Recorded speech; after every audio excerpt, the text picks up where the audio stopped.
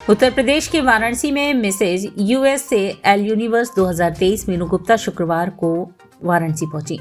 मीनू गुप्ता वाराणसी के फुलवरिया स्थित अपने मामा के घर पहुंचने पर ग्रामीणों ने उनका स्वागत किया।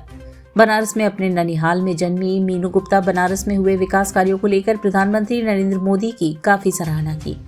इस दौरान ग्रामीणों ने मीनू गुप्ता का स्वागत करते हुए उनका मुंह मीठा करवाया।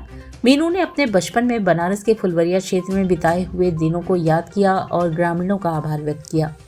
मीनू गुप्ता ने वर्ष 2023 में अमेरिका में मिसेज यूएसए यूनिवर्स का खिताब जीतकर देश का मान बढ़ाया है। मीनू गुप्ता ने बताया कि वर्ष 2023 में 26 मई को अमेरिका के अटलांटा शहर में हुए आयोजन में उन्हें यह खिताब दिया गया और मिसेज यूएसए यूनिवर्स का ताज पहनाया गया। अमेरिका की नागरिकी प्राप्त करने वाली मीनू गुप्ता ने बताया कि इससे पहले वह वर्ष 2021 को कैलिफोर्निया में मिसेज एशिया अमेरिका का खिताब भी जीत चुकी हैं। वहीं उन्होंने अपने संघर्ष के दिनों को याद करते हुए बताया कि उनके पिता 10,000 रुपये महीने की नौकरी करते थे, जिसकी वजह से उनका प्रारंभिक जीवन काफी संघर्षपूर्ण रहा। मौजूदा समय में वह माइक्रोसॉफ्ट कंपनी में सीनियर मैनेजर फाइनेंस डिपार्टमेंट और उनकी सैलरी 2 करोड़ रुपए महीना है।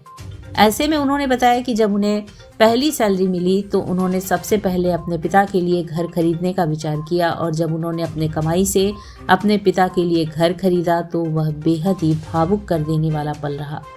बनारस को लेकर मीनू गुप्ता ने कहा कि वह करीब 7 साल बाद यहाँ आई हैं और यह काफ़ी बदलाव देख रही हैं।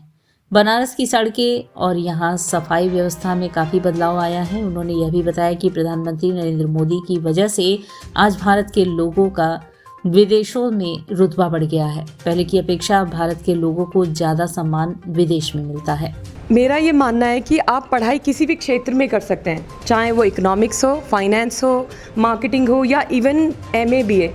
लेकिन जब आप किसी जॉब में जाते हैं और वहाँ पे अपना टैलेंट दिखाते हैं तो आप कहीं पर भी आगे बढ़ सकते हैं।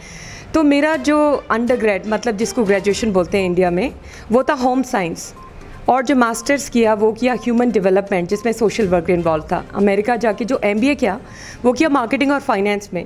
और जब जॉब ली तो जॉब में भी मैंने काफ़ी मूव किया, सप्लाई चेन में काम किया, मार्केटिंग में भी, फाइनेंस में भी। उसके बाद फैशन इंडस्ट्री में कदम रखा 2021 में। तो कहने का मेरा ये मतलब है कि आज अगर आप फाइनेंस कर रहे हैं तो आप कुछ और भी कर सकते हैं। ये ज़रूरी नहीं है कि फाइनेंस पढ़ रहे हैं तो आप मरते दम तक फाइनेंस ही करेंगे, या आज आप कुछ नहीं यार सिंपल लाइफ मतलब बिता रहे हैं तो आप कभी फैशन में या कहीं और नहीं जा सकते। तो सीखते रहना चाहिए। मेरा जीवन का एक ये बड़ी लर्निंग हुई कि सीखने से ही मुझे कुछ और करने का मौका मिला और मुझे लगा कि मैं ये कर सकती हूँ, वो पोटेंशियल दिखा अपने अंदर। तो वो चेंजेस आए और कभी कभी ना गिव अप नहीं करना चाहिए। एक बार सफलता नहीं मिली, 2 बार नहीं मिली, तीसरी बार नहीं मिली, चौथी, पाँचवीं, छठी बार उससे ज़्यादा मिलेगी। तो गिव अप नहीं करना चाहिए कभी। उसमें गंदगी बहुत साफ़ हुई है, सड़कें बहुत अच्छी हुई हैं, 4 लेन्स मैंने पहले नहीं देखा था, अब बनाए। फ्लाईओवर्स की वजह से एक जगह से दूसरी जगह जाने में जहाँ 2 घंटे लगते थे अब 30 मिनट्स लग रहे हैं। तो जब आपका कनेक्शन इंफ्रास्ट्रक्चर के थ्रू इतना क्लोज होता है तो कनेक्शन ही आपका डेवलपमेंट करता है।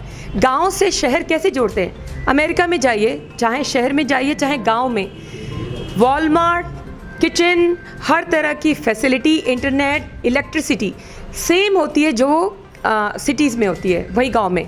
यहाँ पे गांव और शहर को जोड़ना बहुत ज़रूरी है, इसीलिए डेवलपमेंट होगा। पहले हमारा 80% था फार्मिंग बेस, अब हो गया 60% क्योंकि बहुत इंफ्रास्ट्रक्चर चेंज हुआ है।